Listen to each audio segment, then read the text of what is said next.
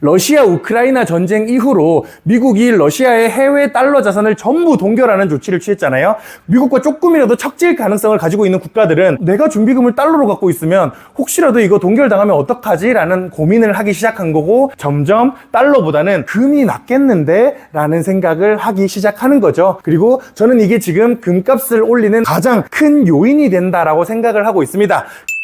두 번째, 화폐 경제의 시작, 중앙은행과 중앙정부에 대해서 말씀을 드릴 건데요. 중앙은행과 중앙정부가 하는 것들이 어떤 것들이 있고 그들이 얼마나 잘하는지를 보기 위해서 어떤 지표들을 보면 되는지를 간단하게 정리를 했는데요. 일단 화폐를 통해서 돌아가는 경제를 이해하려면 화폐의 발권 주체를 일단 알아야겠죠. 그 발권 주체가 가장 중요한 두 개가 중앙은행과 중앙정부라는 점에서 이 둘의 역할을 필수적으로 이해해야 되지 않을까 싶습니다. 중앙은행의 역할은 기준금리를 컨트롤해가지고 통화 공급량 과 자금 조달 비용에 영향을 끼치고, 얘네들의 목표가 뭐냐? 목표는 물가 안정과 완전 고용이 정책 목표라는 거예요. 요건 이제 미국의 연준 기준입니다. 미국 연준의 정책 목표는요, 물가 안정과 완전 고용이에요. 그래서 요거 두 개를 기억하시면 연준이 왜 저런 행동을 하는지에 대해서 이해하는 데 도움이 될 수 있고, 그리고 이제 통화 정책은 기본적으로 재정 정책보다 경제에 훨씬 중요한 영향을 끼친다라고 얘기를 하기는 하는데, 최근에 미국이 엄청나게 부채를 져가면서 유동성을 공급하는 모습을 보면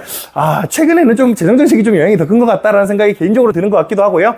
정부의 역할은 뭐냐? 정부는 이제 세율을 결정함으로써 세율과 지출을 통해 가지고 경제를 움직입니다. 그래서 예산에 영향을 받고요. 그리고 이제 목표는 경제 성장과 그리고 고용 기회의 창출입니다. 연준의 목표는 물가 안정과 완전 고용이고요. 정부의 목표는 경제 성장과 고용 기회 창출이라는 점에서 이 두 개의 목표가 조금씩 다르다라고 얘기를 할 수가 있겠습니다. 근데 이제 우리나라는 조금 달라요. 우리나라 한국은행의 정책 목표는 지속 가능한 성장과 물가 안정입니다. 완전 고용은 없어요. 그 부분에서 연준과는 우리나라는 색깔이 다르다라고 얘기를 할 수가 있겠고요. 근데 이제 문제는 뭐냐? 이 정치인들은 때때로 경제의 지속 가능성보다 유권자의 말에 귀를 기울이다 보니까 가끔 목표가 조금 흔들릴 때가 있다. 이 정도의 얘기를 여기서 일단 하고 있는데요. 일단 기본적으로 이 정도의 얘기를 알고 계시면 좋을 것 같고, 중앙은행이 하는 것들 중에 중요하게 봐야 될 지표에 대해서 몇 가지 좀 말씀을 드려보겠습니다. 이거는 연준의 총 자산이죠. 연준이 가지고 있는 총 자산을 FRED라는 사이트에서도 공시를 하고 있고,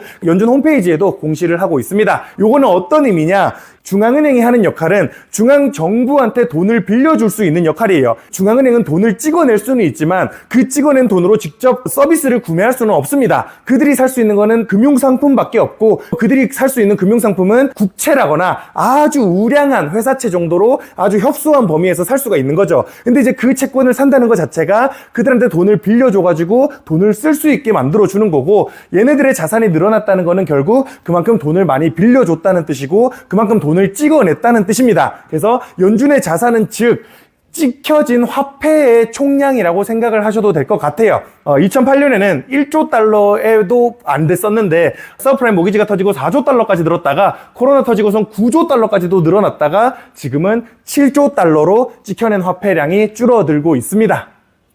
찍혀진 화폐량이죠. 그 와중에 이 자산의 유동성을 어떻게 컨트롤하느냐, 그거는 이제 금리를 통해서 컨트롤하게 되는 거죠. Federal Fund Effective Rate라고 얘기를 하고요. 줄여서 FFER이라고도 얘기를 합니다. 우리가 알고 있는 그 기준금리를 얘기하는 거고, 우리나라 같은 경우는 기준금리의 기준이 7일물 환매 조건부 채권금리지만 미국 같은 경우는 기준금리의 기준이 1일물 24시간물 콜금리거든요. 하루짜리 대출에 대한 1년 이후를 연준은 기준금리로 삼고 있습니다. 연준은 민간한테는 돈을 빌려주는 기관이 아니죠. 은행들한테 돈을 빌려주는 기관인데, 은행들이 연준한테 돈을 빌릴 때 하루짜리 대출의 연이율을 요걸로 잡고 있는 게 연준의 정책 목표 금리다라고 얘기를 드릴 수가 있겠습니다. 그러는 와중에 민간 은행들 간에도 거래를 할 수가 있거든요. 민간 은행끼리도 서로 돈 빌려주고 돈 빌리고 하는 게 있습니다. 그거에 대한 금리는 어떻게 결정되냐면 SOFR이라는 거를 알고 계시면 돼요. 그러니까 Secured Overnight Financing Rate고, 이 SOFR 금리는 민간에서 은행들 간에 거래할 때, 옛날에 리보 혹시 들어보셨었나요? 런던 인터뱅크 오퍼 레이트라고 해서 리보 금리라는 게 있었거든요. 리보 금리가 2012년에 조작되었다는 스캔들이 터졌었어요. 원래는 이제 전 세계 금융의 중심이 영국 런던이었고, 런던에서 은행들끼리 연합회가 금리를 협의해가지고 매일 산출을 했었는데, 그 금리가 조작되었다라는 스캔들이 터진 게 2012년이었고, 그때 리보 사태 이후로 각자 나라에서 자기들만의 은행 간 거래 금리를 만들기 시작했습니다. 있습니다. 지금 미국에서 사용되고 있는 게 요 은행 간 거래 금리가 SOFR이라고 생각을 하시면 될 것 같습니다. 마찬가지로 요 SOFR도 오버나이트니만큼 24시간물이거든요. 거의 연준의 정책 금리와 비슷하게 흘러간다라고 생각을 하시면 되는데, 문제는 뭐냐? 은행들 간의 거래에 있어서 하루씩 돈이 밀릴 때가 생길 수가 있다는 거예요. 대금이 더 밀리거나 뭐 빨리 갚거나 뭐 이런 일이 생길 수가 있는데, 그때 수요 공급이 안 맞아져 버리면 요 SOFR 금리가 한 번씩 튈 때가 생깁니다. 정책 금리와 폭이 커질 때, 요때 문제가 생길 가능성이 있다라고 얘기를 좀 할 수 있을 것 같습니다. 요건 이제 연준의 정책 금리고요. 요건 이제 민간 은행 간 24시간물 콜금리라고 생각을 하시면 될 것 같고, 요걸 두 개를 이제 보면 좋은 게, 요거를 알면 요게 잠깐 튀었을 때 뭔가 문제가 있나? 라는 생각을 해볼 수 있다는 점에서 세부적으로 들어갔을 때 조금 도움이 될 수 있는 지표다라고 얘기를 드릴 수가 있겠고요. 그 다음에 이제 영레포라는 게 있습니다. 리버스 리퍼체싱 어그리먼트라고 해가지고, 연준은 최종 대부자로서 원래의 역할은요, 은행들한테 돈을 빌려줄 수 있는, 정부한테 돈을 빌려줄 수 있는 역할을 합니다. 그래서 금융위기, 그런 금융의 문제가 생겼을 때 자기들이 돈을 빌려줘가지고 돈이 없는 사람들의 위험을 피할 수 있게 만들어주는 게 연준의 역할인데요. 그걸 어떻게 빌려주냐면, 리퍼체이싱 어그리먼트를 은행들이 발행한 거를 매입해주는 형태로 원래 돈을 빌려주고 있었습니다. 근데 리버스가 붙으면 뭐냐? 연준이 발행한 레포를 은행들이 사가는 거죠. 그 말인즉슨 은행한테 돈을 빌린다라는 뜻이 됩니다.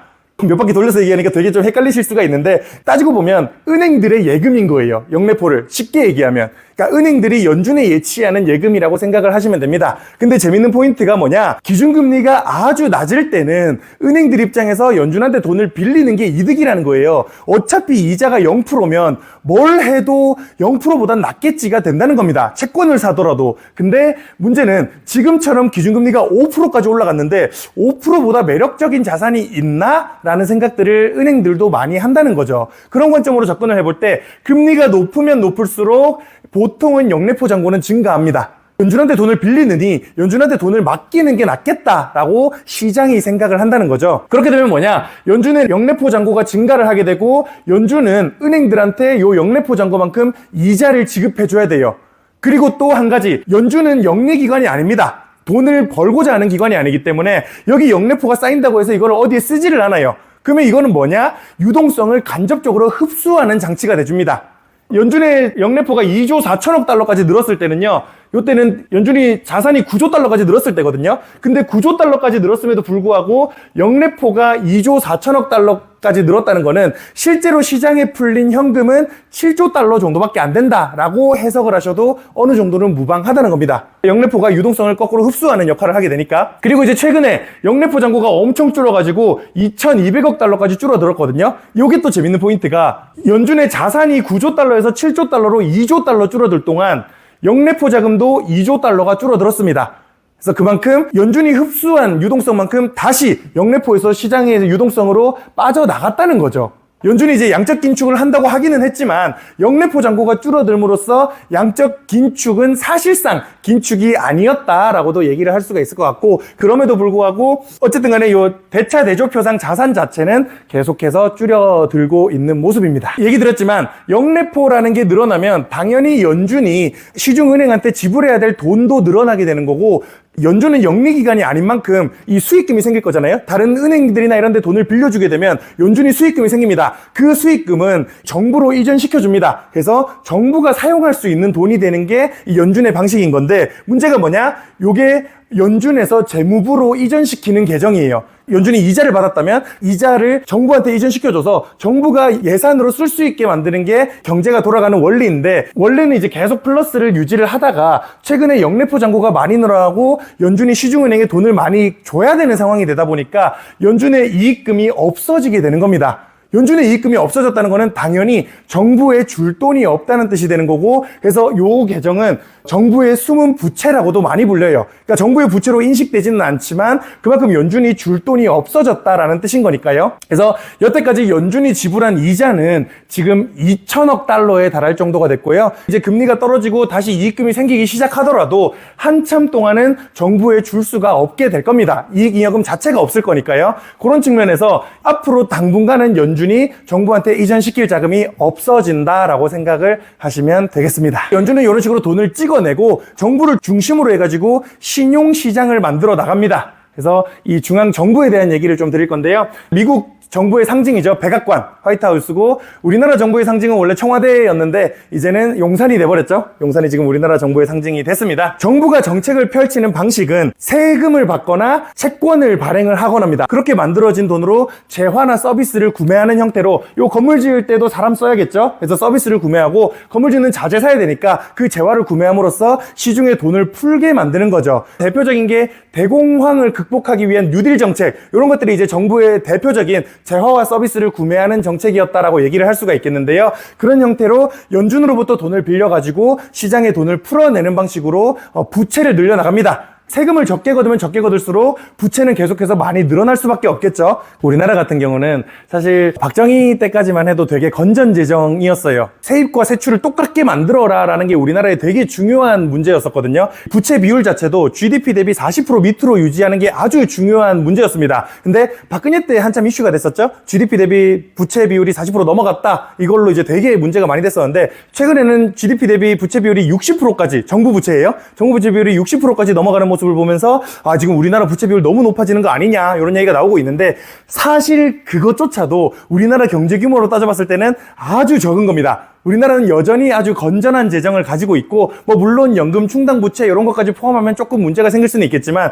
그걸 제외하고 정부 부채만 봤을 때는 아주 건전한 편인데요. 미국 같은 경우는 지금 부채가 34조 달러까지 늘어나 있습니다. 연준이 찍어낸 현금은 7조 달러밖에 안 되는데 정부가 만든 신용은 34조 달러에 달한다는 거예요.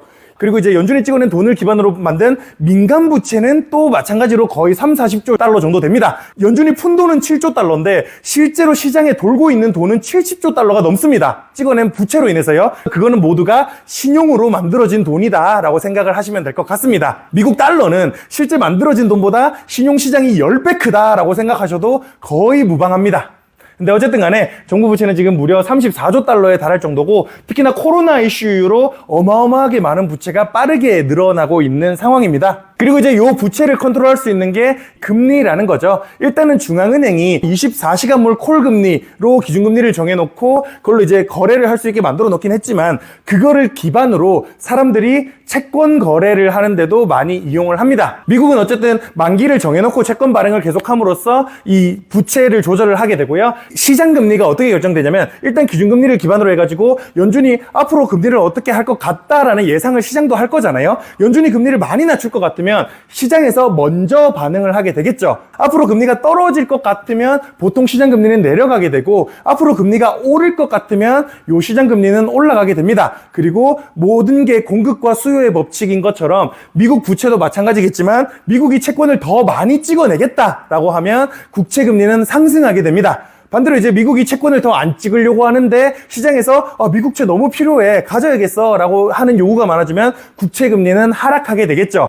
그 기작에 따라서 각 만기별 채권 금리가 결정된다라고 이해를 하시면 될 것 같은데, 그리고 요 만기별 채권 금리에 따라서 지금 시장이 어떻게 돌아가고 있는지를 판단할 수 있는 한 가지 지표가 수익률 곡선이라는 거죠. 만기를 짧은 것부터 긴 것까지 가로축에서 쭉 나열을 하고서 세로축에는 금리가 어떻게 되느냐를 보여주는 건데요. 일반적인 상황에서 3개월 빌리는 것보다 10년 빌리는 게 당연히 이자가 높은 게 상식적입니다. 3개월 뒤에 돈을 찾을 수 있어랑 10년 동안 돈을 묶어놔야 돼는 많이 다르니까요. 일반적인 상황이라면 이렇게 해서 점점 올라가는 게 정상적입니다. 근데 요 수익률 커브가 이렇게 곡선화되거나 아니면 오히려 역전되는 상황들이 가끔 발생을 하게 되고, 보통 그런 일들은 연준이 단기금리를 빠르게 올릴 때, 정책금리를 빠르게 올릴 때 수익률 곡선에 역전되는 현상들이 발생을 하게 됩니다. 그래서 단기채 같은 경우는요, 기준금리 변화에 따라서 금리가 빠르게 왔다 갔다 하는데,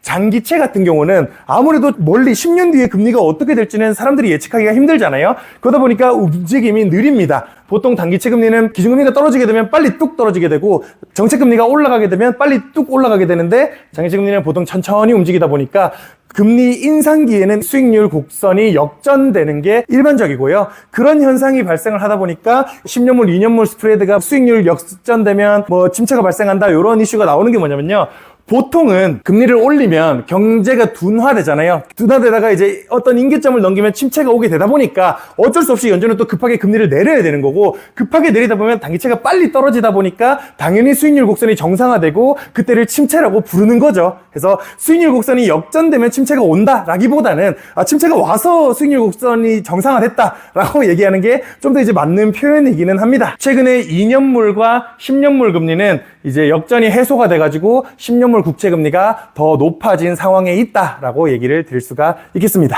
근데 이제 또 문제가 뭐냐? 최근에 연준이 금리를 빠르게 인상했고 당연하겠지만 미 국채금리 또한 빠르게 상승한 문제로 미국의 이자 비용은 아주 빠르게 상승을 했고요. 지금 1년에 미국이 지불하는 이자 비용은 1조 달러에 달합니다. 하루에 거의 300만 달러 정도의 이자를 내야 되는 거예요. 지금 미국의 세입이 거의 3조 달러 정도 되거든요. 3조 달러 좀 넘는 걸로 알고 있습니다. 전체 받는 세금의 30%를 이자로만 지출을 해야 되는 거예요.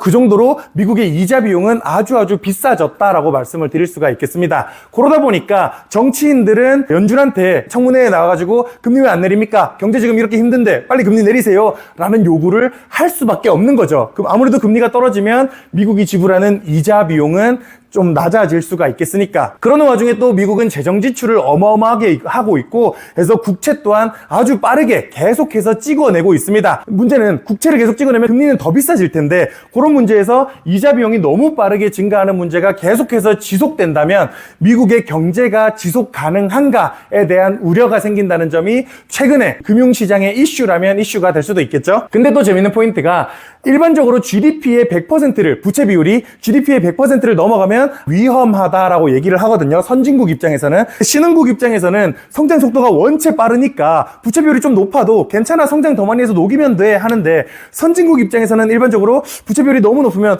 조금 위험한데 라는 얘기들을 많이 합니다. 근데 지금 미국의 정부 부채 비율은 GDP 대비 거의 130%에 달할 정도로 높아져 있는 상황이고, 그렇게 높아진 상황에서 좀 불안하다라는 얘기가 점점 나오고 있는 입장인데, 미국이 여전히 그렇게 많은 부채임에도 괜찮은 이유가 뭐냐? 단순히 미국 내부에서만 국채를 원하는 게 아니라 해외 투자자들 또한 미국채를 정말 많이 원하고 있습니다. 지금 전체 미국이 발행한 부채가 34조 달러인데 거의 10조 달러가량을 외국인 투자자들이 가지고 있어요. 미국이 부채를 아무리 찍어내도 사줄 놈들이 있다는 겁니다. 사줄 놈들이 있으니까 괜찮아가 여태까지 미국이 부채를 찍어왔던 방식이었는데, 근데 최근에 조금 상황이 달라지게 된 모습들이 있는데요.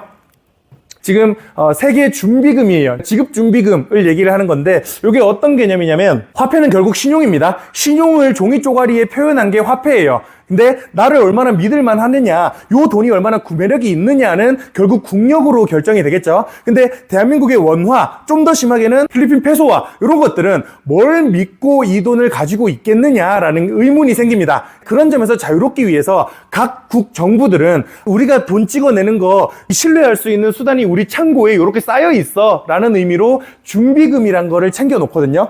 혹시라도 돈을 못 갚을 상황이 생겼을 때 우리 창고에 요만큼 쌓인 거 내줄 수 있으니까 우리 믿어도 돼 라는 게 준비금의 개념이다 라고 생각을 하시면 되는데, 이게 불과 2차 대전까지만 해도 준비금은 대부분 금이었습니다. 그래서 금본위제 사회라고 얘기를 하는 거고, 금을 많이 갖고 있을수록 힘이 강하다라고 얘기를 하고 있었을 때였는데, 2차 대전 끝나고 나서 달러가 점점 권위를 갖기 시작했고, 그 이후에 이제 오일 쇼크 이후로 달러 패권이 또 공고화되는 이슈가 페트로 달러 이슈였죠. 사우디아라비아에서 원유 수입을 달러로만 결제하게 만들면서 달러는 지급 준비금으로서의 가치가 좀 더 높아졌습니다. 2010년대까지도 달러의 준비금으로서의 가치가 계속해서 높아졌고, 그러다 보니까 외국인 투자자들 대부분이 정부입니다. 정부 입장에서도 야, 달러 채권은 갖고 있어야겠다. 그러니까 우리 경제 위기 발생했을 때 달러를 이만큼 갖고 있어야지 우리나라 화폐가 구매력을 가질 수가 있으니까, 신뢰를 받을 수가 있으니까, 그래서 이렇게 해서 달러에 대한 수요가 계속해서 있다가 최근 모습을 보시면 조금 달라지는 모습들을 보실 수가 있습니다. 러시아 우크라이나 전쟁 이후로 미국이 러시아의 해외 달러 자산을 전부 동결하는 조치를 취했잖아요.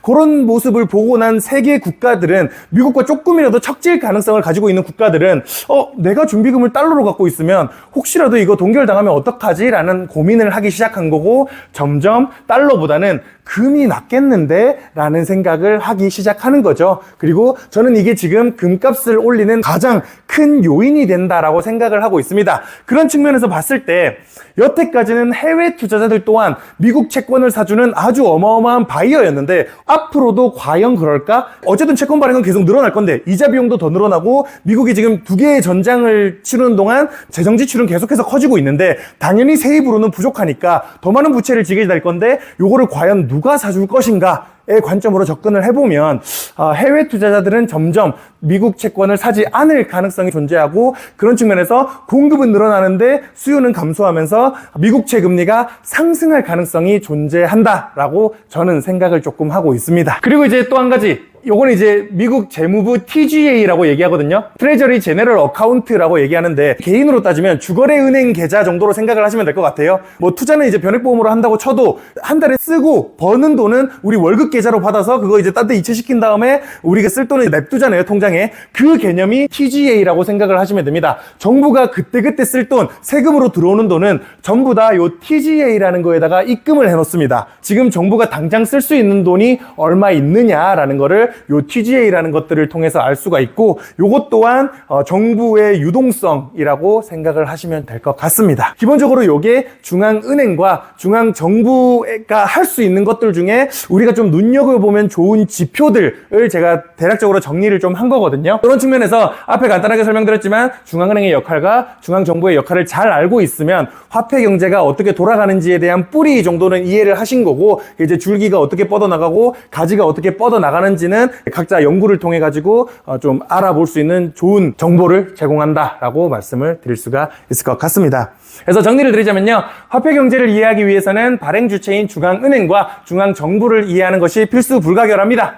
중앙은행은 발권력을 가진 최종 대부자로 금리 결정과 같은 통화 정책을 담당하고 있고요. 통화량과 자금 조달 비용에 영향을 끼치며 미국 기준 정책 목표는 물가 안정과 완전 고용입니다. 중앙정부는 세금과 부채를 통해 재화와 서비스를 구매하며 재정 정책을 담당하고 있습니다. 예산의 한도는 정치인들이 결정하며 미국 기준 정책 목표는 경제 성장과 고용 기회를 창출하는 것인 거죠. 일반적으로 경제는 재정 정책보다 통화 정책의 영향력이 더 크나 최근 미국의 재정 정책을 보면 정말 통화 정책보다 더 큰 영향을 끼치고 있는 것 같다라는 생각이 듭니다. 어마어마한 부채를 져가면서요.